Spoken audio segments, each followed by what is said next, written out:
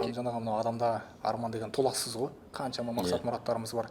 Егер сізге мынау өміріңізді өзгерте алатындай бір мүмкіндік, бір құдірет берілсе, қай жерде өмір сүрер едіңіз? Кентау қаласы, бұрынғы оңтүстік Қазақстан облысы, Кентау қаласы, қазіргі Түркістан облысы, Қантағы елді мекенінде дүниеге келгем. Ол мекен, ол жер мен үшін енді ыстық кінді қаным тамған жер. Мен балалық шағым қызықты, қуанышты, қызықшылыққа толған, бір жетсе, бір жетпей, әркімнің киімін киіп өскен ағаларымыздың ғой, енді ағаларымыздың киімін киіп өсеміз, немесе достарымыздың киімін киіп өсеміз, жаңа бір-бірімізге киім береміз. Қазір айтсаң түсінбейді, қалай киім беру, тұр ғой базарда тола, ол кезде жоқ. Міне сондай ұмытылмас сәттерім көп. Сондай бір керемет мекен мен үшін сол Кентау қаласы Қантағы елді мекені. Ол жерде былай қарасаңыз керемет табиғат та жоқ. Тау, Меккедегі шөбі жоқ тау бар ғой. Енді сәл шөбі бар, енді өтірік айтпай қойын. Бірақ мен Меккеге барған кезде, қажылыққа, сол кезде мен өз ауылыма барғандай сезіндім ғой. Неге? Ана таулар тура менің ауылым таулары сияқты. Шөпсіз қурап кеткен кез болады ғой. Қазір дәл сондай өтір, кеше барып қайттым. Көрініс ұқсас, Көрініс ұқсас.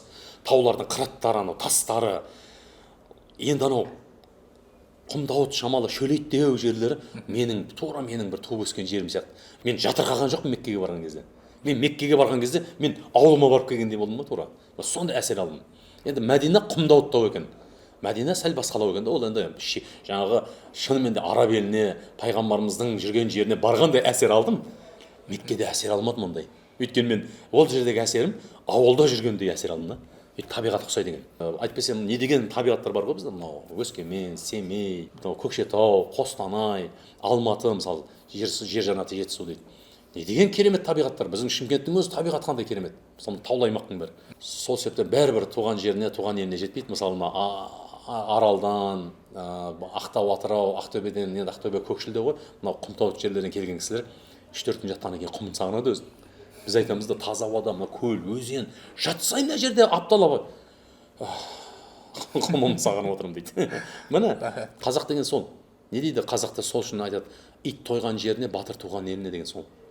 Мысалы, бір жігіттер Америкада жұмыс істеп жатыр, Европада жұмыс істеп жатыр, Африкада істеп жатқандар бар, Кореяда, Японияда жүр, Россияда жүр, бүкіл Канадада жүр, бүкіл әлемде жұмыс істеп жатыр. Бірақ тойды жасайтын кезде еліне келіп жасап жатыр да. Міне бұл батырлық осының өзі. Әйтпесе сол жақта да жасаса да, ол жақтан ағайындар самолетпен барады сол жаққа. Барып тойын тойлап қайтады, бірақ ол кезде ол ит болады. Егер соны істесе ол ит болады.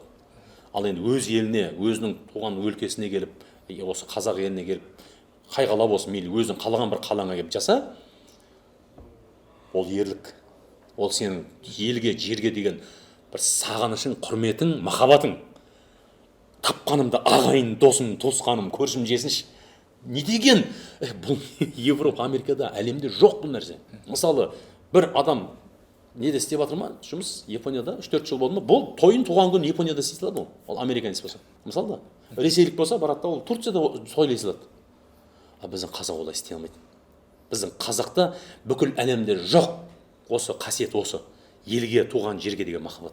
Егер маған қайтадан тағы бір өмір беріп, тағы бір мүмкіндік беретін болса, мен осы Шымкентте, оңтүстік Қазақстанда туылуды қалар едім да. Сосын тағы да әртіс болуды қалар едім. Және өнеріммен халыққа осылай қуаныш сыйлап, жабырқаған халықтың көңілін көтеруге, үміт сыйлауға, әйтеуір бір қолымнан келгенше бір жақсылауға тырысар едім. Жалпы осы өміріме қайтып келер едім.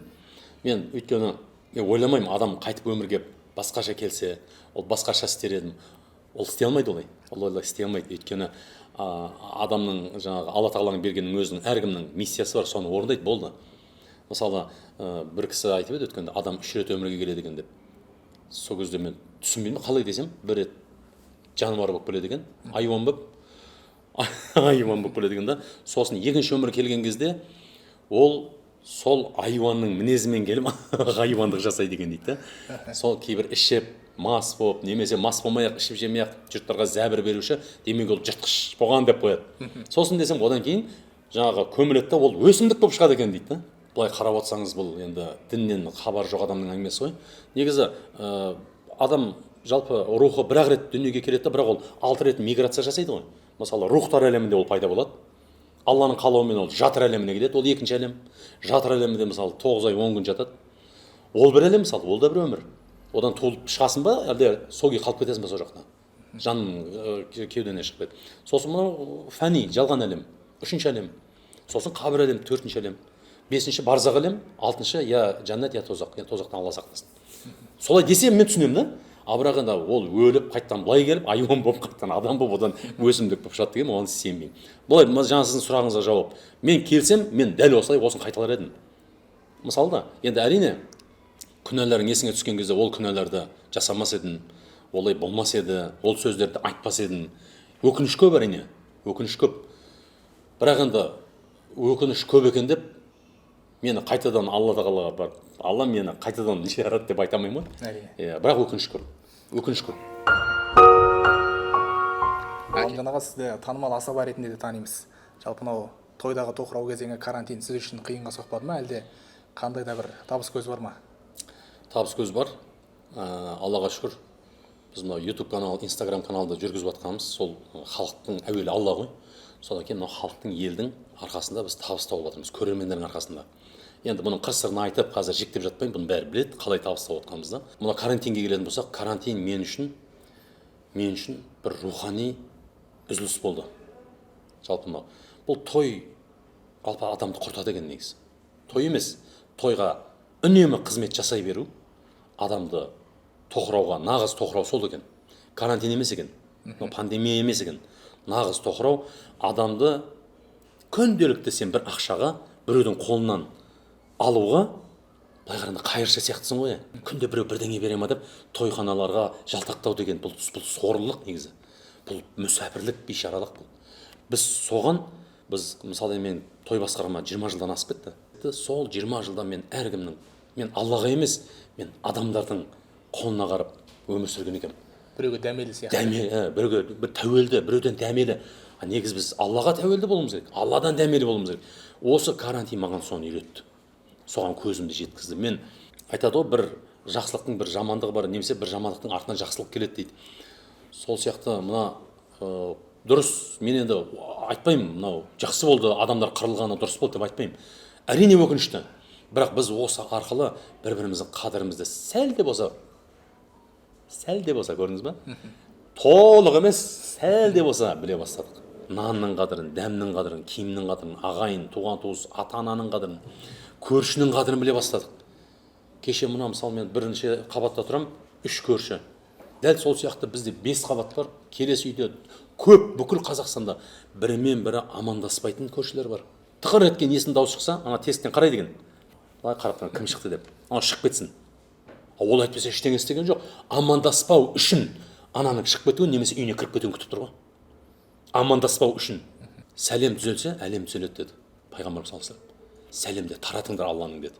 Сол кезде жағдайларын жасауға біз керісінше жұмыс істеп жатырмыз. Көрдіңіз ба? Сол осы нәрсенің барлығы жалпы мынау шамалда болса Құранды ашуға, бұл Құранда не айтыпты? Соның қазақша аудармасын оқуға, жалпы намазымызда, құлшылығымызда, оразамызда, жасаған әрбір амалымызда Алланың разылығы үшін қандай кем-кетіктер кетті, соны бір сараптауға, соны бір ретке келтіруге бір уақыт берілген сияқты. Мысалы, мен өзім солай қабылдадым. Және бұл індет біздің өзіміздің кесірімізден келді. Өзіміздің кесірімізден келді.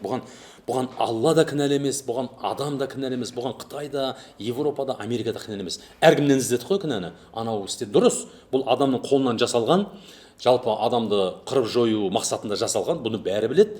Бірақ бұған айналып келгенде әркім өзі кінәлі. Мен өзімді кінәладым. Мен той, ақша деп, Алланың бізге жіберген ақ дінін, пайғамбарымыздың өсиеттерін, ата-бабамыздың салт дәстүрін ұмыта бастаппын. Мен ағайынмен алшақтай бастаппын. Мен ата-анама көңіл бөлуді азайтыппын. Мен бала-шағаммен бір дастарханда отырып, немесе бір табиғатқа шығуды біраз болып мен шықпағаныма. Неге? Түнде тойдан келем. Рас қой, 2-де, 3-те келеміз. Мысалы, той ұзақта болса, 6-7-те келесің таңға таяу. Жатып ұйықтайсың. Келесі тойдың уақытысына қарай тұрасың. Жуынып шайып, есін жинайсың, келесі тойға кетесің. Міне сол тоқтамай 24 сағат айналып келіп тұр. Мынаны қараңыз, не болып жатқанында?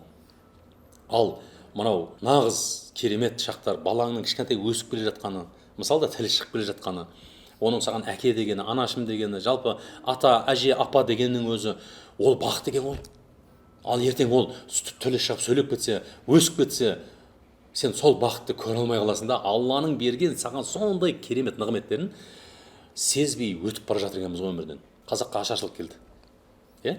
32, 37 қатты болды. Әйтпесе негізі 22-ші жылдан басталған, 20-ші жылдан қазақты қырып жою 50-ші жылда біту керек екен ғой. Жер бетінде қазақ деген ұлт болмау керек екен.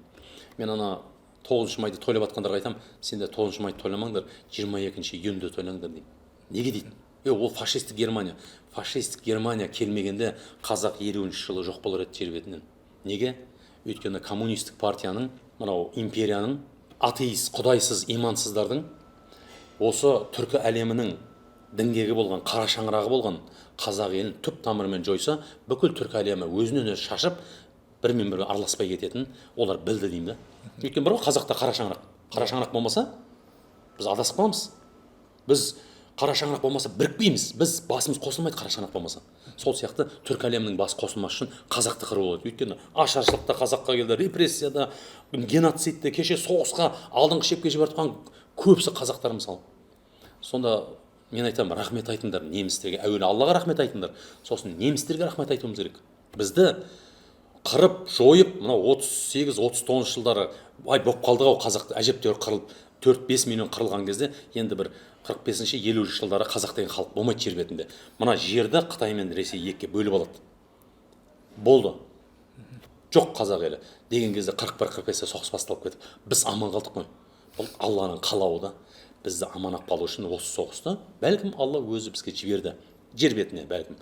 Сөйтті да ғана енді соғысты бітіріп алайық, сосын қазақтармен сосын ары қарай жалғастырамыз деп еді. Мынау ұлы отан соғысының кезіндегі 30-40% батырлар қазақтан шықты ғой. Қазақтың рухын көтерді ғана. Ресейдің мынау жаңағы коммунистік империя тиісе алмай қалды ғой. Өлтіре алмай, қыра алмай қалды ғой қарай. Неге? Бүкіл әлемдік саясат аңдып отырды. Не істер екен? Енді не істер екен?